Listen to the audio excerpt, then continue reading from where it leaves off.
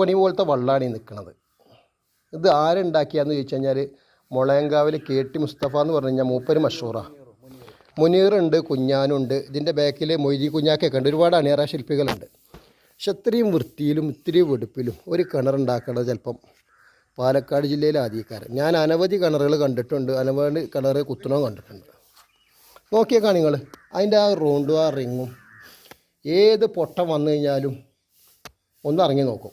കാരണം അത്രയും വൃത്തിയുള്ളതാണ്, വല്ലാത്ത ജാതി. ഇതിപ്പോൾ ഒരു പുതിയൊരു പെര വെക്കണം, അവർക്ക് വേണ്ടിയിട്ടുള്ള കിണറാണിത്.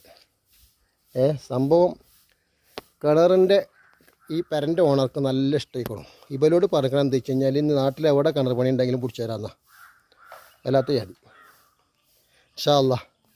അപ്പോൾ ഇതാണ് നമ്മളെ മാണിക്കക്കല്ലുകൾ. ഞാൻ സത്യം പറഞ്ഞാൽ അങ്ങോട്ട് ഓട്ടം വന്നാട്ടെ, ഞാൻ ഞാൻ എന്താണ് നിങ്ങൾ വിചാരിക്കും മോൾക്ക് വേണ്ടിയിട്ട് സപ്പോർട്ട് ചെയ്ത് സംസാരിക്കാമെന്നല്ല. ഞാൻ ഒരുപാട് കിണർ പണിക്ക് ഇവരെ കൂടെ പോയിട്ടുണ്ട്. എങ്ങനെ